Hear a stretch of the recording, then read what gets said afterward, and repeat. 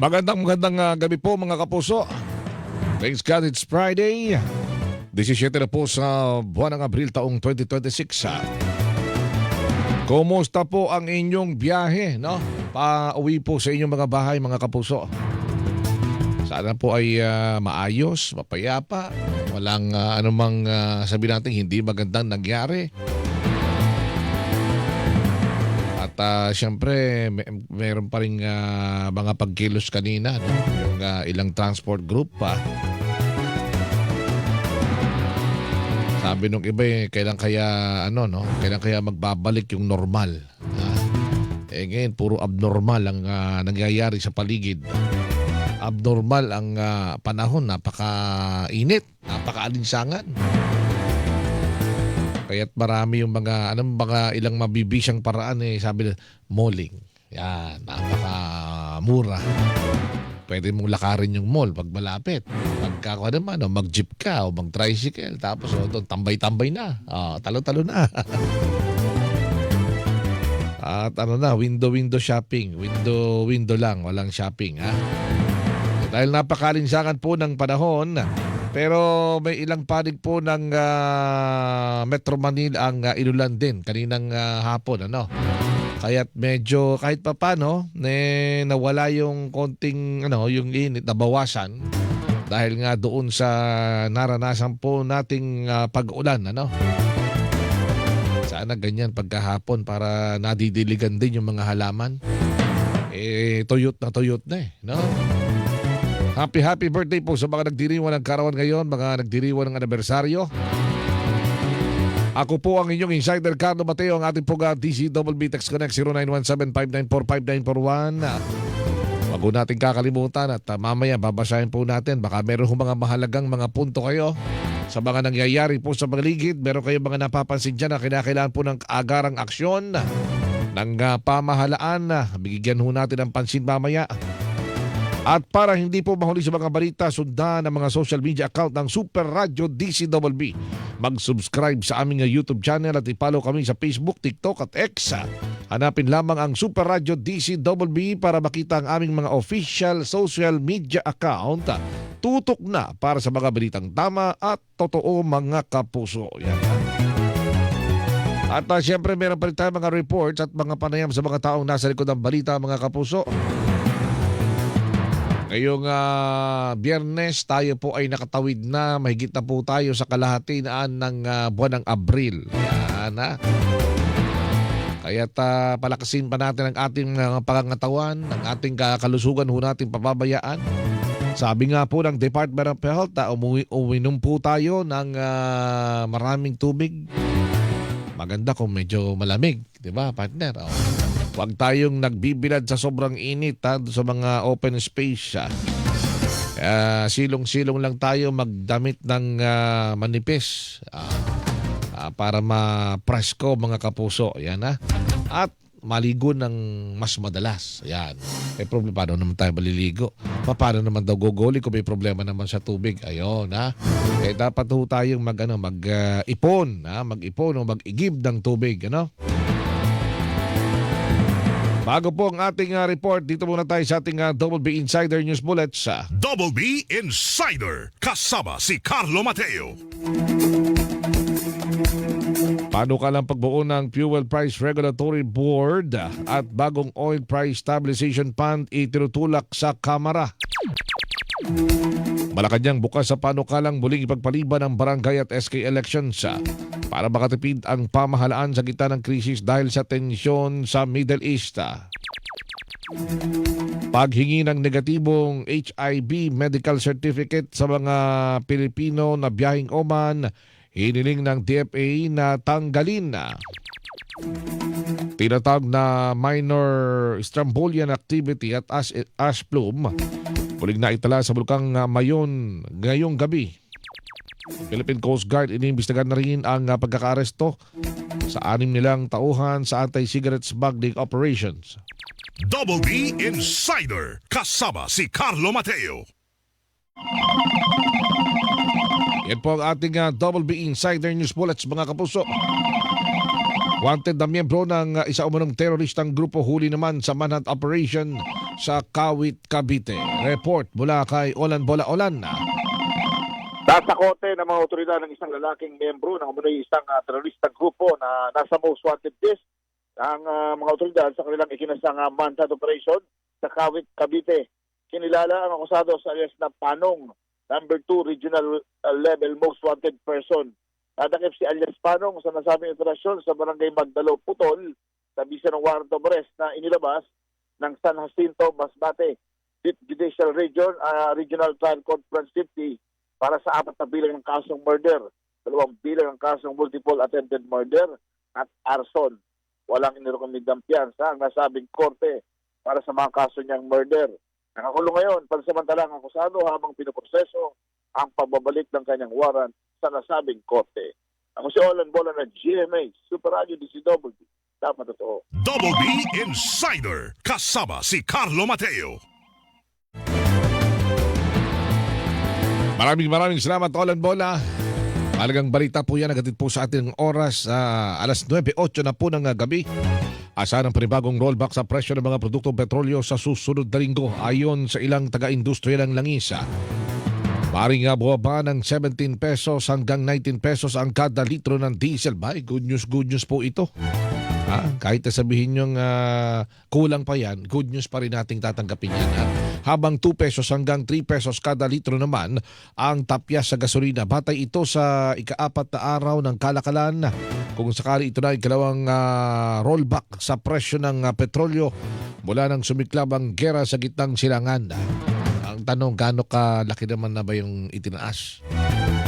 Tapos minus yung magkasunod, partner. So, mas mababa na ba sa 100? Hindi pa din. Nako. Talagang ano pa rin ano. Hindi mo pagkaganyan, hindi mo pa rin naasahan yung dumadaming mga sasakyan sa EDSA, no? Bawas na bawas dahil nga sa mahirap na. Kinakailangan talaga gumagawa po tayo ng paraan paano po tayo makatitipid sa fuel, sa enerhiya. Pati itong syempre nagbabayad po tayo ng kuryente. Kinakailangan din magtitipid. Kaya lang paano dahil napakainit ng panahon, partner, di ba?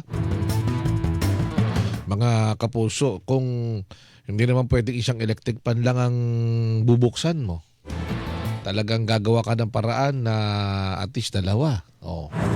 Tapos yung mga bintana mo, kinakailangan walang mga kaharang-harang para yung sirkulasyon ng hangin, yung init lumalabas, tapos yung malamig naman sa loob, ganyan Ay, iba naglalagay na talaga ng yung mga kahit maliliit na mga exhaust fan. Naglalagay na rin para nga yung init ibinubuga palabas. Dahil hindi mo naman siyempre maraming mga bahay dito sa atin, hindi naman mga high ceiling pababa rin naman. Tapos iilan lamang yung bintana. Kaya kinakailangan makalabas yung init na nandoon sa loob ng bahay. At siyempre ngayong gabi mga kapuso, tuloy-tuloy po tayo sa mga panayam sa mga taong nasa likod ng balita.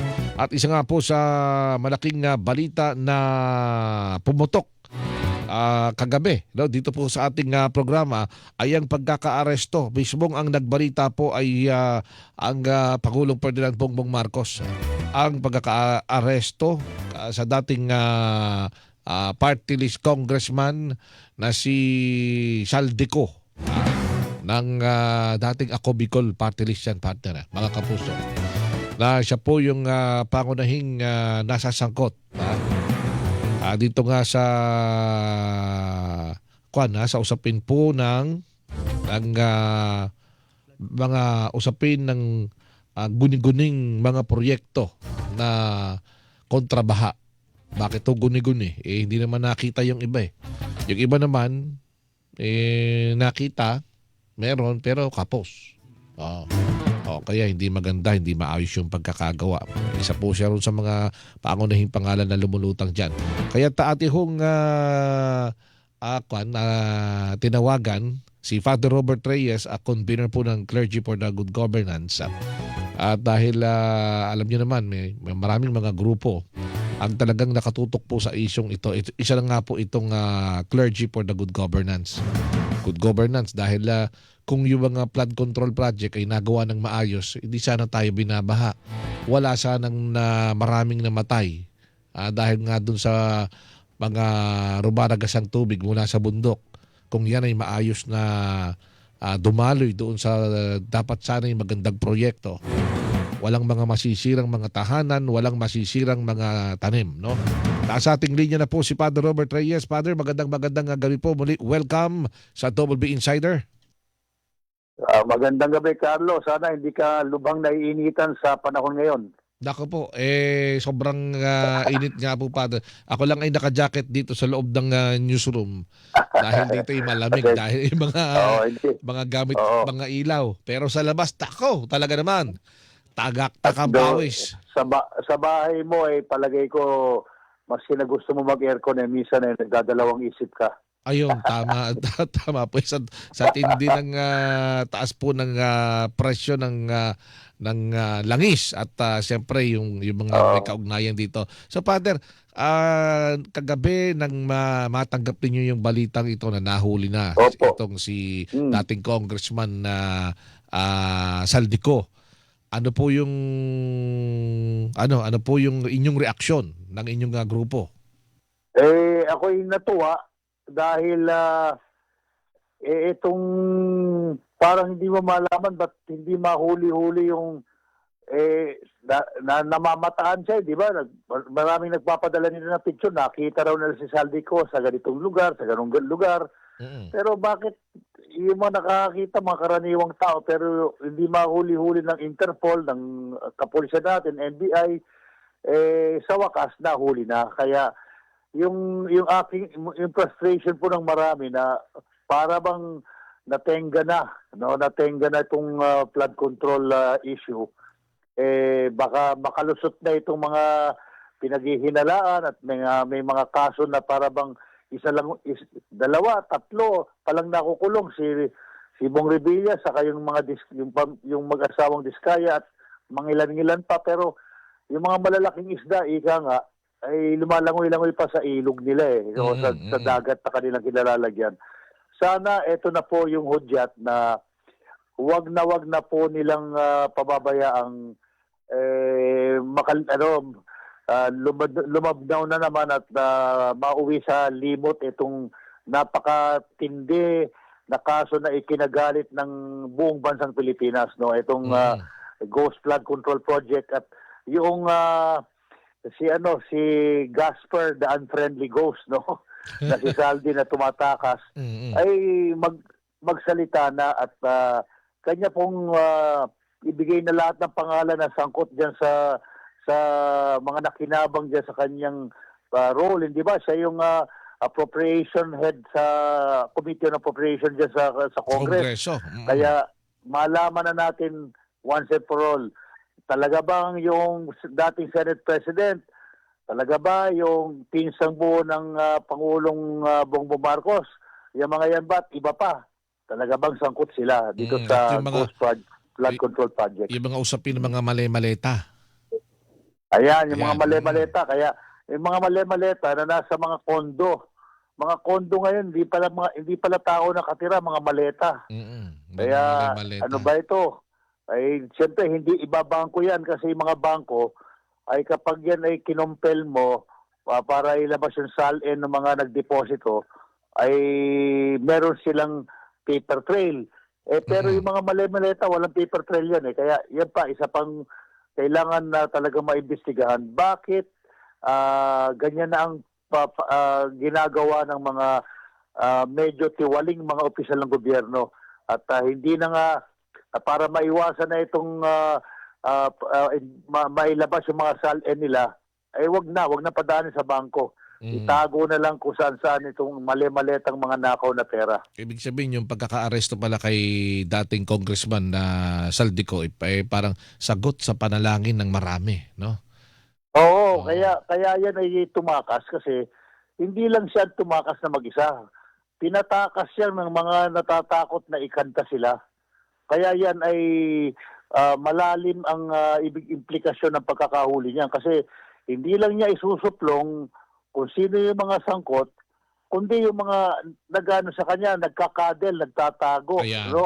O nagpapataka sa kanya kasi sila mismo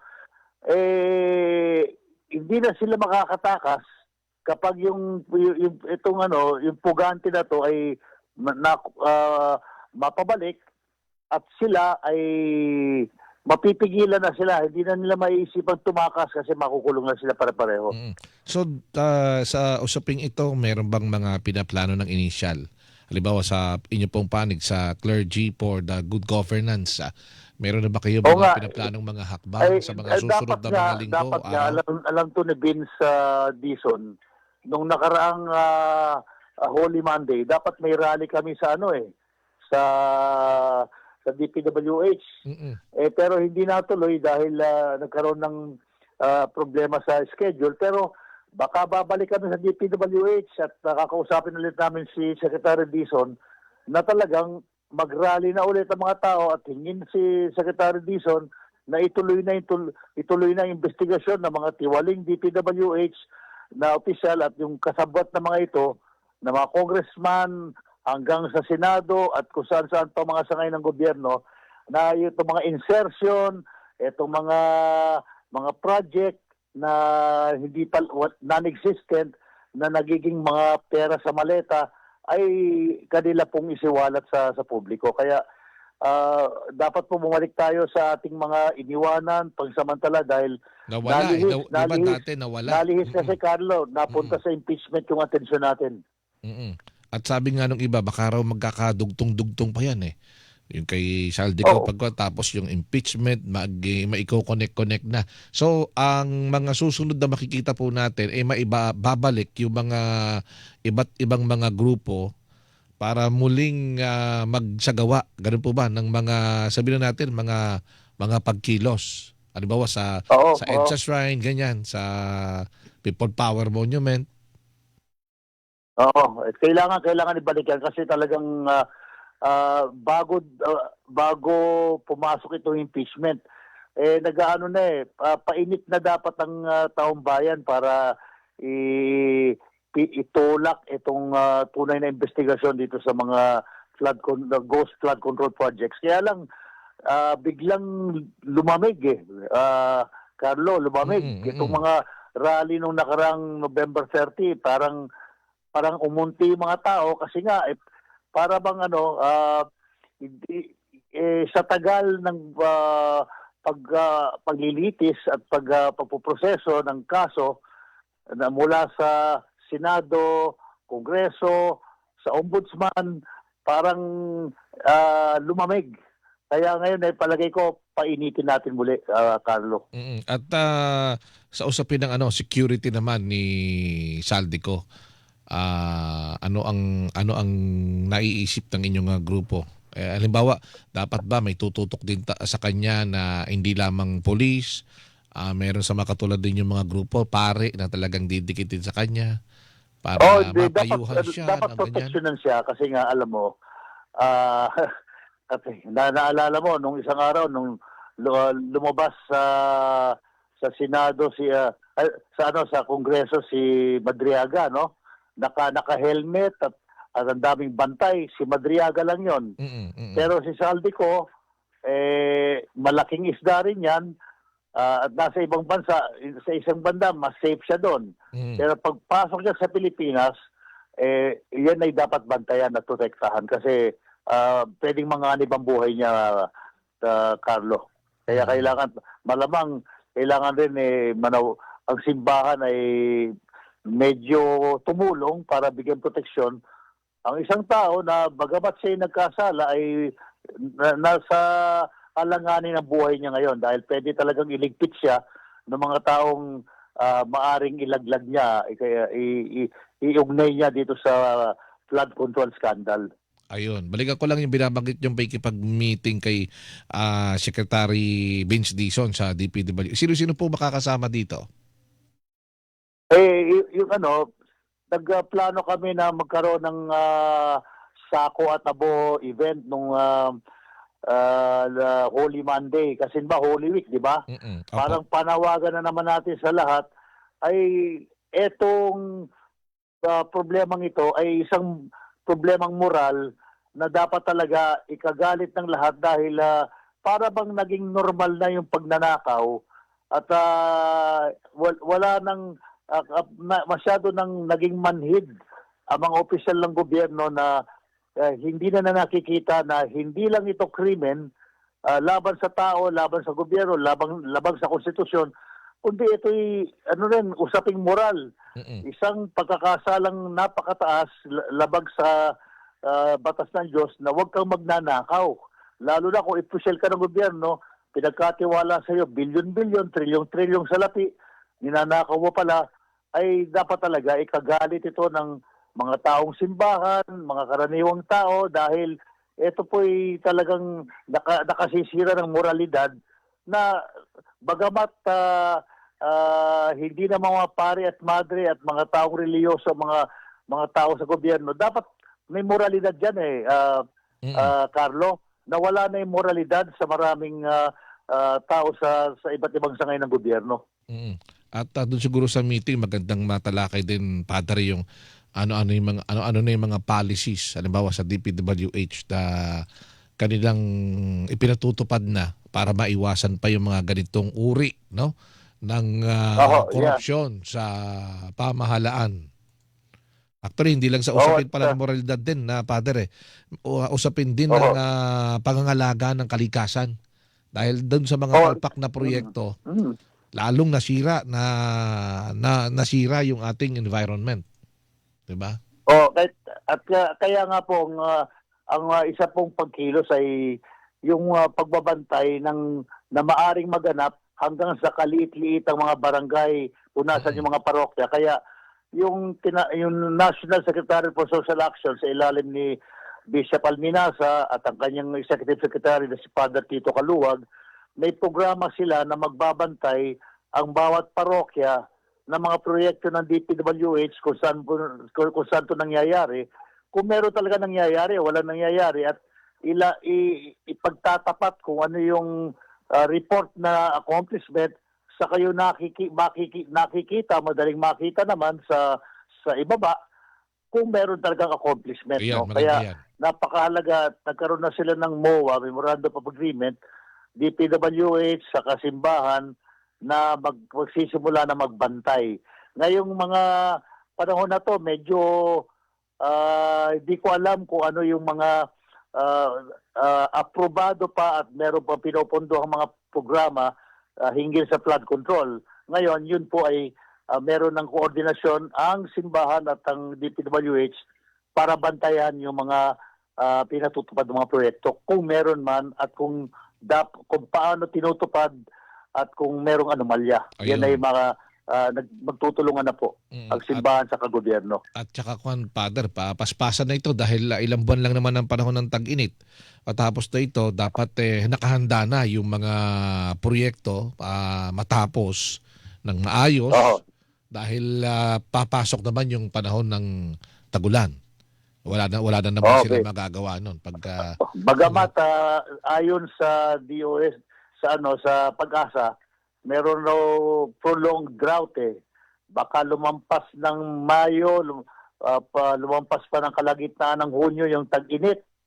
Kaya medyo hindi ko alam kung ang ibig sabihin nito, kung mahaba yung tag-init ay matindi yung papasok na panahon ng tagulan. Hindi natin alam. Kung matindi ang pagpasok na tagulan, ay dapat handang-handa na po yung mga key flood control projects para talagang pigilan yung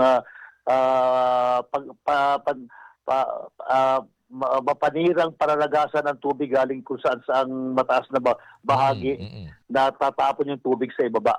Kaya dapat po talaga ngayon kasi medyo nalilihis po tayo ngayon dahil sa impeachment at siguro tama lang naman na nahuli ngayon si Saldi para pwede naman pagsabayin yan. Tinututukan ng impeachment, tinututukan na rin po yung pag-hearing, maaaring talaga makarating hanggang ombudsman at magsimula na rin doon ang pagpuproseso ng mga reklamo laban sa mga taong matataas, katulad ng isang dating Senate President at yung dating mataas na opisyal na kamag-anak po ni BBM. Kaya sana po yun po ang mangyari sa mga darating na 1, 2 hanggang 3 linggo hanggang sa pagbalik ni Saldico. Ayun, napakaganda. With that, Father, maraming salamat po sa gabing ito at sa uulitin po sa tuloy-tuloy po nating pagbabantay muli dito sa usapin ng mga flood control project. Thank you so much, Father. Maraming salamat kay Carlo. Salamat sa pagtutok ninyo sa isyong ito. Mga kapuso, si Father Robert Reyes po ang convener ng Clergy for the Good Governance. Ayan po, yan may mga magkakaugnay kasi yan na partner yung usapin ng flood control, impeachment. Siyempre, hindi lang dyan. Yung mga ilagay na natin, yung mga existing na mga proyekto dapat talagang matapos bago pa yung papasok yung panahon ng tag-ulan. Dahil pag yan inabot na naman ng tag-ulan at hindi yan natapos, naturalmente, kung ano man ang butas niyan, yung mga patsi-patsi yung mga gawa, natural, papasukin po yun ng tubig. O kaya madali ho yung lalamunin ng rumaragas ang tubig. Kasi masisira yung computation Tapos dinoktor pa o ampaw na naman yung proyekto, kawawa na naman po tayo, mga taong bayan. Oras po natin, 9:28 na po ng gabi. Labanan po natin ang fake news, dapat totoo. Double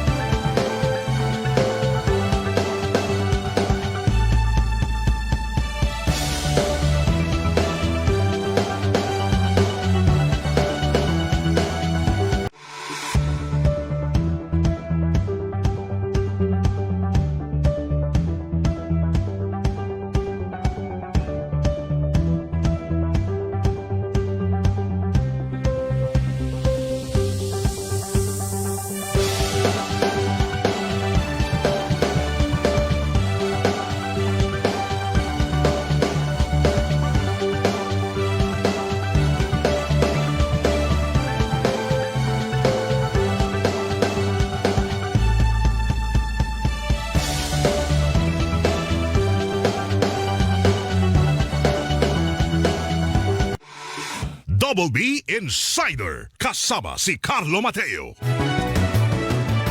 Siyempre po, binabantayan pa rin natin ang issue ng langis. Hindi ho natin yan na nilulubayan. Ilabas na po ng Malacanang ang Executive Order number 114 na nagtatakda ng pansamantalang suspensyon ng excise tax sa ilang produktong petrolyo. Nauna nang inanunsyo ni Pangulong Bongbong Marcos nitong Lunes, Abril 13. Sa ilalim ng EO 114, suspendido sa loob ng 3 buwan ang excise tax sa liquefied petroleum gas o LPG at kerosene na ginagamit panluto. Gayunpaman, hindi saklaw ng suspensyon ng LPG na ginagamit bilang raw material sa petrochemical production at bilang fuel sa transport. Gayun din ang kerosene na ginagamit bilang aviation fuel. Sa ilalim naman sa buwan ng pagsusuri ang implementasyon nito at maaring palawigin, baguhin o ihinto depende sa magiging rekomendasyon ng Development Budget Coordination Committee. Otomatikong ibabalik ang excise tax kapag bumaba na sa itinakdang antas ang presyo ng langis o matapos ang itinakdang panahon ng suspensyon. Nakasaad sa executive order na ipinatupad ang hakbang alinsunod sa rekomendasyon ng DBCC sa ilalim po ng resolution resolution number 2026-3 matapos lumampas sa $80 per barrel ang average na presyo ng Dubai crude oil. Inatasan naman ng Department of Energy, Department of Finance, Bureau of Internal Revenue at Bureau of Customs na bantayan ang implementasyon at supply ng mga produktong saklaw ng kautusan. Agad namang magkakabisa ang kautusan matapos mailathala sa Official Gazette o sa isang pahayagan na may malawakang sirkulasyon. Isa po sa tinututukan natin, itong mga kaso ng paihi. Paihi, pasensya na po doon sa mga kumakain. Paihi po ng langis. Ito ho yung mga ipinupuslit na langis. Yung iba gumagamit talaga ng mga tanker. Tapos may mga lugar doon nila ibinabagsak yung partner, yung mga kanilang produkto. Meron naman naalala ko dati, may style ng mga paihi, paring dindo, 'di ba? Dito sa may Ilog Pasig doon, dadaan yung tanker doon tapos may mga naglalagay ng mga lubid. Tapos may container. Doon sila nag-aangat, ganun. Pero ngayon, wala na ho yun dyan sa Pasig. Meron hong, ang pinakabago po nating nakuhang impormasyon, yung huli na naman ng PNP HPG. Ang HPG, very active sila sa panguhuli ng ganito. Merong nasita na naman na truck. Tapos may may violation siguro. Tapos nung napansin, may mga tumatagas-tagas na langis. Ang binabanggit, used oil, di umano. Pero ang nangyari, dyan po yan sa Valenzuela, nung buksan ay hindi pala used oil. Ito pala ay hindi pa ganong naprosesong fuel, no? Malaman po natin yung iba pang detalye nitong balitang ito, mga kapuso, kaya minabuti po nating tawagan si Police Lieutenant Nadine Malang, ang tagapagsalita po ng PNP Highway Patrol Group. Magandang gabi muli. Lieutenant Malang, sir, welcome sa Double B Insider. Magandang gabi rin po, Sir Carlo, at sa lahat po ng ating po mga kababayan na hanggang ngayon po, gising at nakikinig po sa ating po magandang programa ng Double Insider. Good evening po ulit sa ating lahat. Magandang gabi po at maraming salamat, Lieutenant Malang, sir. Kayo na po ang mag-ulat. Paano ba talaga na-discover? Congratulations nga pala sa mga operatibo ng PNP HPG. Nakakatsyempo tayo ng mga ganitong uri, ng sabihin natin na panlalamang sa ating mga kababayan. Paano ho ba ito na-discover? Well, Sir Carlo, we would like to clarify lang, na ang operation po natin, ay nangyari dito po sa along C6 po ng Rizal. Yung Sabi sa C6 Rizal. ng Rizal. Okay, Yes, okay. opo. At yung tinutukoy po nating Valenzuela City, yun po yung residency nung pahinante po ng truck po. Ayun. Okay, Opo, okay. para malinaw. Mm. So last April 16, 2026 po, no, nagkaroon na, gaya nga po ng pangako po Kahapon. ng ating pong Director HPG, Police Brigadier General Romel S. Batangan, it is in line with the directives of our Chief PNP na talagang dapat maramdaman ng HPG sa ating pong mga kakalsadahan. So, even kahit to gabi, nagkakandak na po tayo ng checkpoint po dyan 24/7. So, kanina pong alas 3 po ng madaling araw, naglatag po ng checkpoint ng PNP HPG, wherein nakapag-plug down po tayo ng isang truck, aluminum truck, na bust po, no? Yung busted lights po sa kanyang headlight. Okay. Wherein ito yung nag-prompt para i-plug down po natin ito pong truck po na ito. And during the confrontation, napag-alaman natin na walang dalang ORCR, ito pong driver po nitong truck. At napansin din po ng ating po mga patrollers na may tumutulo na liquid sa likod po nitong truck po na ito. At nung ito po tinanong po ng ating po mga apprehending officer, ang banggit po sa atin ng driver ay use cooking oil. Oo, At mantika. nung ito po'y mas pinalalim pa po ng PHPG at pinabuksan po ito nga pong truck po nito na pag-alaman. At tumambad po sa atin yung mga piraso po ng mga tatawag po natin IBC containers na naglalaman po ng hindi po baba sa almost 7,000 liters of diesel. No, dami. So afterwards, no, dahil inaalam din ng ating ding mga kasamaan kung saan talaga galing ito, no, nagkaroon tayo ng follow-up operation at sa isang area po ng Barangay Malanday dito po sa San Mateo Rizal. Pag-alaman natin kung saan nanggaling itong truck na to, doon po tumambad. Ito pong na naglalaman po ng hindi rin baba sa almost 8,000 liters of diesel. So, nung ito po yung ating pong inapos, though we are still waiting pa rin, no, sa certification of the DOE kung gaano talaga yung halaga, but we are ini-estimate, no, na nasa almost 1.9 to 2.2 million pesos yung halaga. Ito pong nasabat po ng PNP-HPG. Sa ngayon po, no, yung mga suspect po na nahuli po natin ay nasa pangangalaga po ng Rizal Highway Patrol Team at yung mga kargamento naman po at yung even po yung mga nasawata po natin petroleum products ay na ngayon po nasa pangalaga po yan ng ating pong mga kasamahan. Binabantayan po natin 24 oras and will be transferred to the Department of Energy. Ayun, ililipat doon at sorry, yung produkto ay iko-custody na rin ng Department of Energy. Bahala na sila doon kung anong gagawin. Yes, Sir Carlo, no? Tama po kayo kasi yun po yung proseso po natin para sa ganito pong nasasawata po mga produkto. Doong magsagawa ng investigasyon, sa doon nila dinadala itong kung ano ito? Diesel na ho ba ito o hindi pa ganun na proseso? Diesel na po ito, diesel no? Pero na. hindi ito well cleaned or unprocessed pa. Kumbaga, pwede na siyang panggamit pero hindi po siya ganong nasasala. Okay. Initial na impormasyon natin, Kuya Carlo, no, na ito pong nahuli po natin truck ang siyang distributor doon sa mga maliliit na store sa mga liblib. Sa mga liblib na lugar sa Rizal area. Kasi no, Kuya Carlo, na kapag tayo po mga biyahe sa mga probinsya, may mga nakalagay ho sa mga bote na soft drinks. Oo, yung mga So, nakakita sa mga highway, yung kanilang mga target para i-distribute ito pong mga nahuli po nating petrolyo. Tapos dahil nga sa alanganing yung lugar, pag ikay nawalan ng fuel, doon ka bibili. At mahal yun, mahal lalo pagka binenta nila yon. Well, Kuya Carlo, mas mura kung tutusin. Mas mura pa. Aba, Mas mura yung ganito pong uri po ng petrolyo. Pero isa nga po yan sa lagi po nating binabanggit, no? Mura man po yan, pero medyo masakit po yan sa bulsa kapag nasira po yung ating mga sasakyan. Ayun, totoo yan. At yung pati yung pagtuloy, sinasabi nyo nga kanina, yun ay may tagas habang may biyahe. Delikado yung pagka biglang may daan na may nag-spark. Di pwedeng masunog pa yung yung sasakyan na pinagkargahan nila ng mga diesel.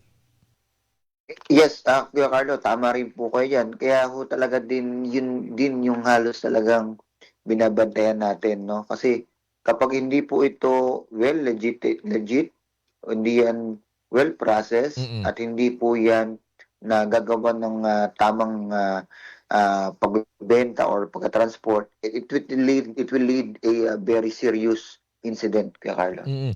Natukoy na po ba yung mga nagmamay-ari talaga nito? Sa ngayon, Kuya Carlo, may mga leads na po tayo diyan.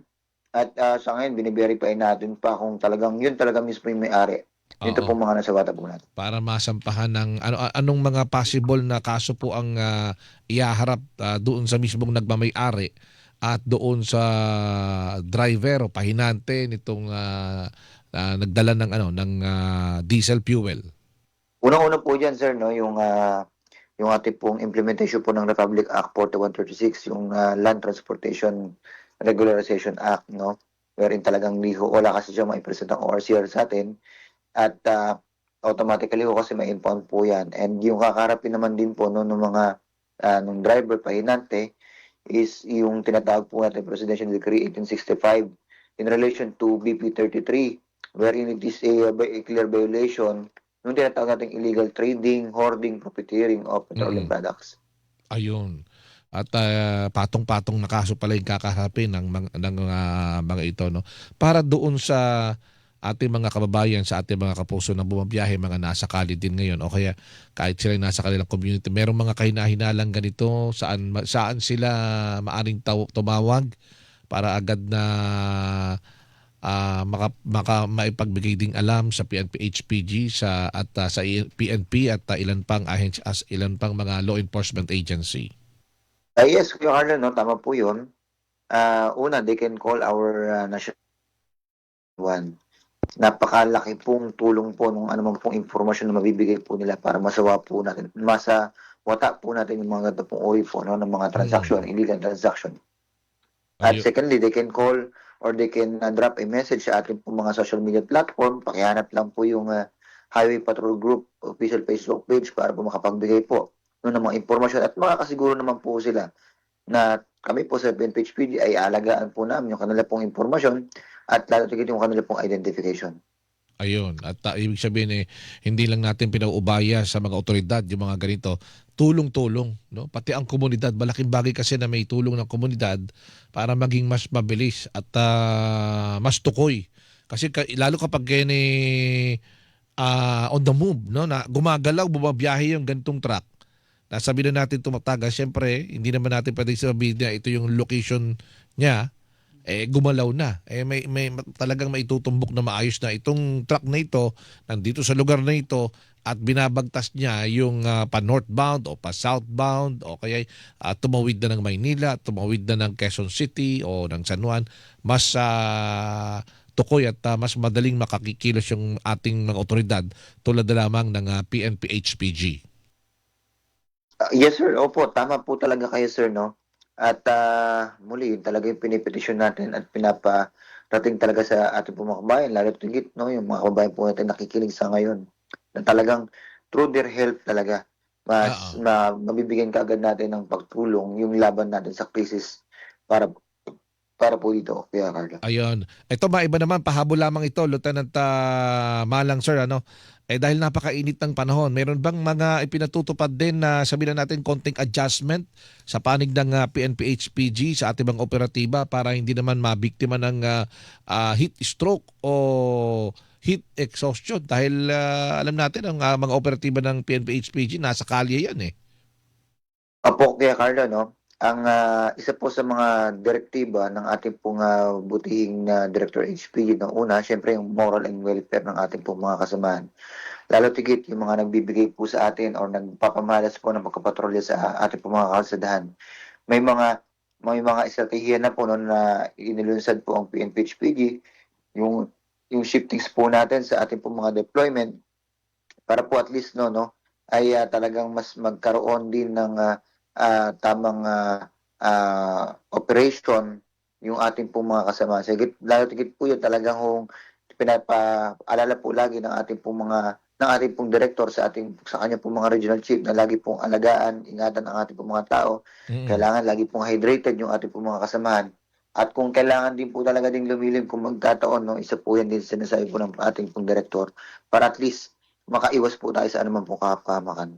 Ayun, oo, kasi siyempre, mahirap naman kung masyadong nabibilad yung ating mga operatiba, baka sa susunod magkakasakit naman yan. Di paano na yung ating pagmamanman laban doon sa mga sindikato ng karnaping. Dahil alam niyo po, ang PNP HPG, para sa kabatiran po ng ating mga kapuso, talagang yan po yung unit na talagang tumututok laban sa mga organized, yung mga carnappers. Yan. Ay mga tumatangay na mga sasakyan yan talagang tinututukan dahil sila ay mayroong kaalaman, may skills, kung paano ma-detect kung ang isang sasakyan ay hindi tugma yung kanyang plate number doon sa uri ng sasakyan na ginagamit, o itong isang sasakyan na ito ay kabilang doon sa mga tinuturi ng mga hot cars na may mga problema sa pamahalaan. With that, Lieutenant Nati Malang, sir, muli maraming salamat po sa gabing ito at sa uulitin po. Yes sir, salamat din po at isa mapagpalangay po sa ating lahat. Mga kapuso, si Police Lieutenant Nati Malang ang tagapagsalita po ng PNP Highway Patrol Group. Kita niyo naman, kahit na gantong gabi na, Biyernes pa, na meron pa tayong nakakausap na mga taga PNP HPG. Yung baka yung iba hindi naman sa paggawa iba Biyernes kasi, partner, alam mo naman pagka Biyernes, kahit sabihin mo mahalang presyo ng produktong petrolyo, may schedule pa rin, di ba, paring Dindo, nakakapag happy Friday night pa rin sila, no? Pero oras po natin, alas 9:50 na po ng gabi, labanan po natin ng fake news, dapat totoo. Double B Insider kasama si Carlo Mateo.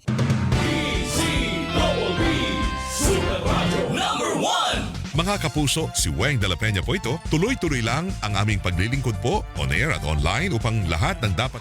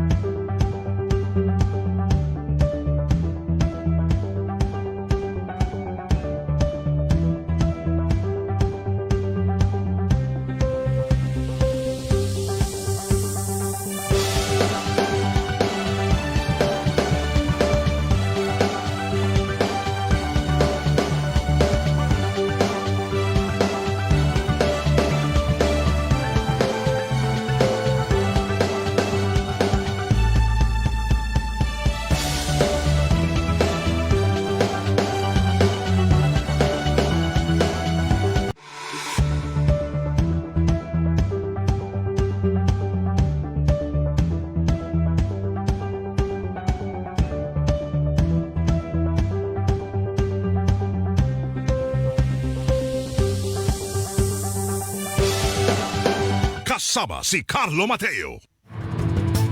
Napakabilis po ng oras, 6 na sandali na lamang bago sumabit ang alas 10 ng gabi. Alas 10 ng gabi, wala hong bibitaw super balita sa gabi ni Ms. Shirley Escalante. Muling tiniyak ni Trade Secretary Cristina Roque na sapat ang supply at matatag ang presyo ng mga pangunahing bilihin. Dahil dito iginit ni Roque na walang dahilan para magpanik ang publiko. Sa kanyang inspeksyon sa isang supermarket sa Kupang, Muntinlupa, nakita niyang mas marami ang supply at mababa pa ang ng piso at higit pa kumpara sa suggested retail price ng corned beef, meatloaf at sardinas. Ganito rin naman ang makikita sa branches ng supermarket na kanyang pinuntahan at maging sa iba pang supermarket at groceries.